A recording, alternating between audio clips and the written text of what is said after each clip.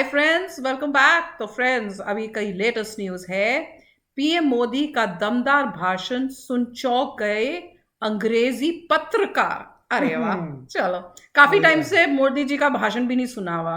बड़ा मिस कर रही हूं मैं। तो वीडियो शुरू करते हैं। वीडियो शुरू करने से पहले अगर आप चैनल पर नए हो और आपने अभी तक सब्सक्राइब नहीं किया है तो जल्दी से पहले सब्सक्राइब के बटन और बेल आइकन को क्लिक कर लो, ताकि आपको हमारे सारे न्यू वीडियोस के नोटिफिकेशन मिल जाए जैसे हम अपलोड करें। अगर आपको वीडियो पसंद है प्लीज लाइक एंड शेयर। चलिए शुरू करते हैं।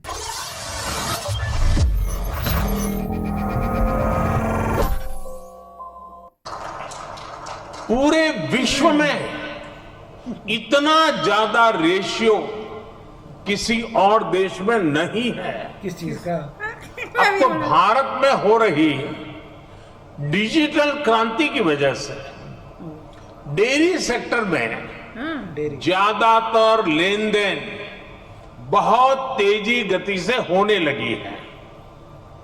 मैं समझता हूं भारत की डेयरी कोऑपरेटिव्स की स्टडी, उनके बारे में जानकारी, डेयरी सेक्टर में डेवलप किया गया डिजिटल पेमेंट सिस्टम दुनिया के बहुत से देशों के किसानों के बहुत काम आ सकता है।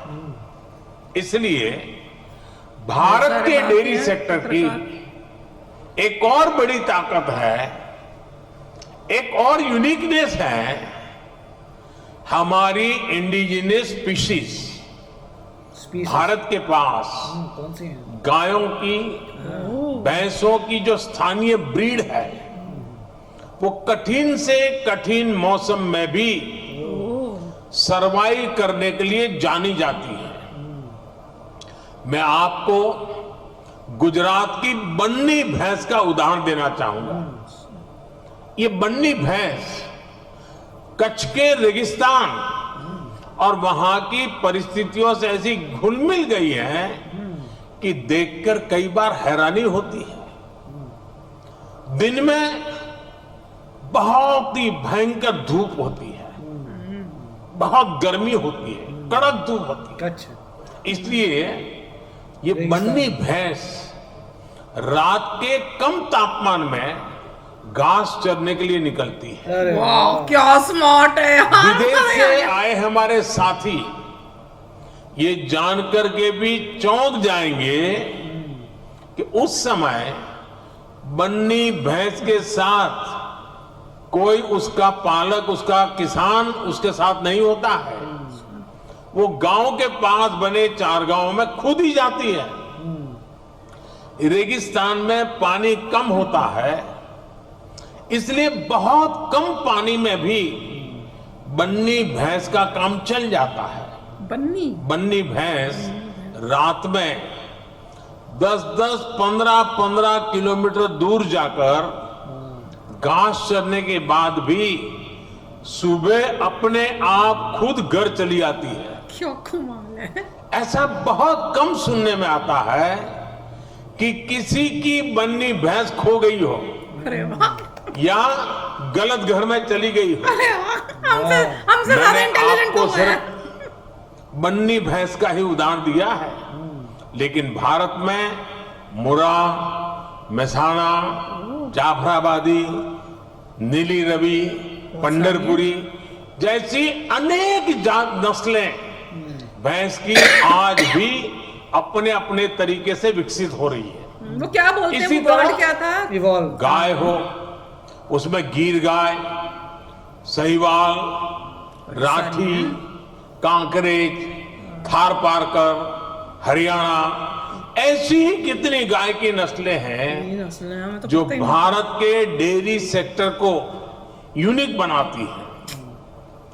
भारतीय नस्ल के ये ज्यादातर पशु क्लाइमेट कंफर्टेबल भी होते हैं और उतने ही एडजस्टिंग भी।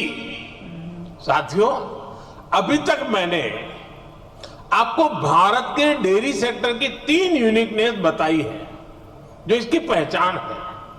छोटे किसानों की शक्ति, कोऑपरेटिव की शक्ति और भारतीय नस्ले पशुओं की शक्ति मिलकर एक अलग ही ताकत बनती है।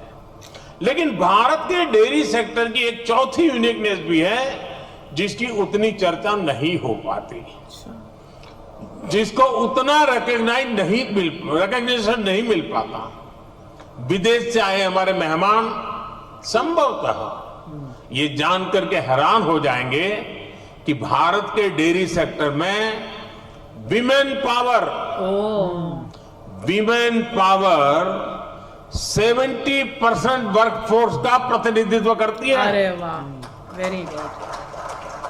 भारत के डेयरी सेक्टर की असली कर्णधार विमेन्स हैं, महिलाएं हैं। इतना ही नहीं, भारत के डेयरी कोऑपरेटिव में भी 1/3 से ज्यादा सदस्य महिलाएं ही हैं। गुड। आप अंदाजा लगा सकते हैं, भारत में जो डेयरी सेक्टर 8.5 लाख करोड़ रुपए का है, जिसकी वैल्यू धान और गेहूं के कुल प्रोडक्शन से भी ज्यादा है, उसकी ड्राइविंग फोर्स भारत के ग्रामीण क्षेत्र में रहने वाली महिलाएं हैं, हमारी माताएं हैं, हमारी बेटियां हैं। मैं वर्ल्ड डेयरी समिट से जुड़ी सभी महानुभावों से भारत की नारी शक्ति की इस भूमिका को रिकॉग्नाइज करने, इसे विभिन्न वर्ल्ड प्लेटफॉर्म पर ले जाने का भी मैं आग्रह करूंगा। साथियों, 2014 के बाद से हमारी सरकार ने भारत के डेयरी सेक्टर के सामर्थ्य को बढ़ाने के लिए निरंतर काम किया है। आज इसका परिणाम मिल्क प्रोडक्शन से लेकर किसानों की बड़ी आय में भी नजर आ रहा है। 2014 में भारत में 146 मिलियन टन दूध का उत्पादन होता था। अब ये बढ़कर 210 मिलियन टन तक पहुंच गया है, यानी करीब करीब 44% की वृद्धि। आज पूरे विश्व में मिल्क प्रोडक्शन 2% की रफ्तार से बढ़ रहा है, जबकि भारत में इसकी रफ्तार 6% से भी ज्यादा है। भारत में दूध की पर कैपिटा अवेलेबिलिटी पूरे विश्व के औसत से कहीं ज्यादा है। बीते 3-4 वर्षों में ही डेयरी समिट है। भारत के छोटे किसानों ने बैंक खातों में हमारी सरकार ने करीब 2 लाख करोड़ रुपए सीधे ट्रांसफर किए हैं। इसका बहुत बड़ा हिस्सा डेयरी सेक्टर से जुड़े किसानों के खातों में भी आया है। साथियों, आज हमारा फोकस देश में एक संतुलित डेयरी इकोसिस्टम के निर्माण पर है। एक ऐसा इकोसिस्टम मोदी जी को पीछे जो है जिसमें हमारा क्वेश्चन पूछने ध्यान चाहिए। दूध जो लोग और बैठे हैं, उससे मैंने क्या जुड़े बोला था? उत्पादों है, की क्वालिटी पर तो है ही, बल्कि दूसरी चुनौतियों के समाधान पर भी है।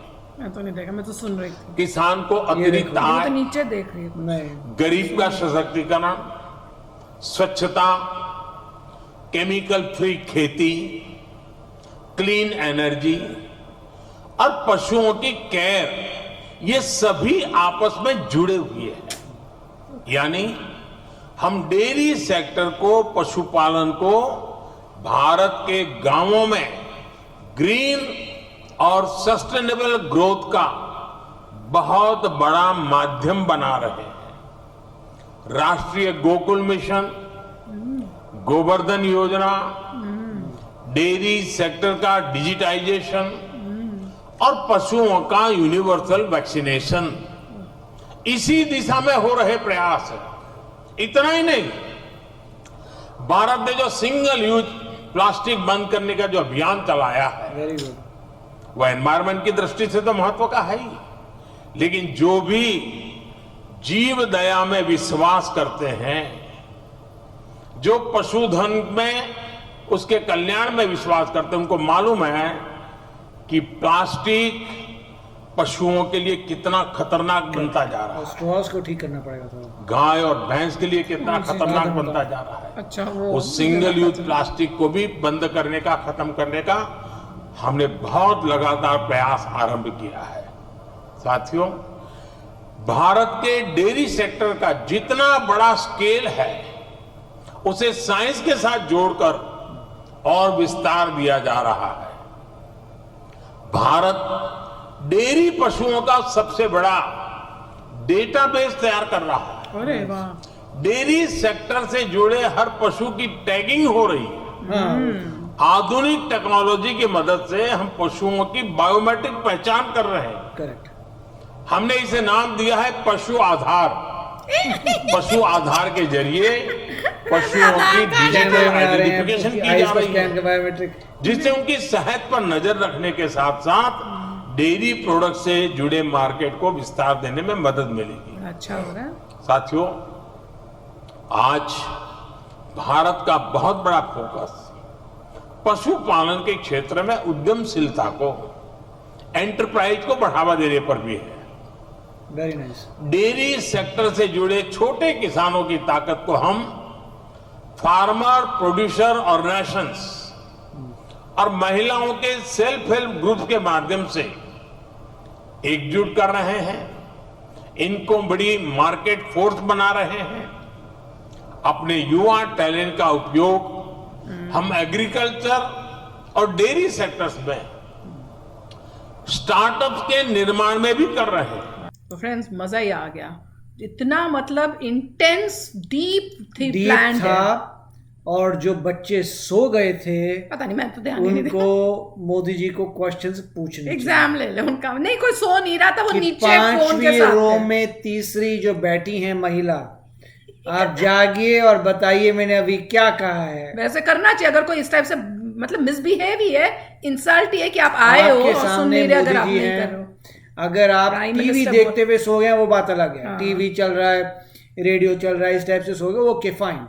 आप वहां आए हुए हैं, बैठे हुए हैं इवेंट में, सामने मोदी जी हैं और 2-4 लेडीज तो मैंने देखी थी जो सो रही थी। नहीं, सो नहीं रहोगे यार। उनको क्वेश्चन पूछना पड़ेगा, आप बताइए मैंने अभी क्या कहा था। जो भी है, मुझे नहीं लगा और था जो उसमें। मोदी जी कह रहे थे कि उसको सिंगल यूज प्लास्टिक को बाय बाय की है, वो तो बहुत अच्छी बात की है, मगर स्ट्रॉ जो है जो गत्ते की है उसको ठीक कर लो भाई। नहीं, पता है उसमें गड़बड़ ये है कि हम लोग जब बहुत भी टाइम लगाते हैं पीने आप में। जब भी वो स्ट्रॉ लेते हो, वो पिघल उसे जाती कुछ भी है। पीते हो, 5-10 मिनट में स्ट्रॉ का इतना मलीदा बन जाता है कि आप पी नहीं पाते, ऊपर खराब हो जाती है स्ट्रॉ। ऊपर की खराब हो जाती है वो क्वालिटी पेपर अच्छी जैसे- करो कि आप जो भी हो स्ट्रॉ खराब ना हो, पता- वरना आपको गत्ता खाना पड़ता है, साथ में जूस पीना पड़ता है।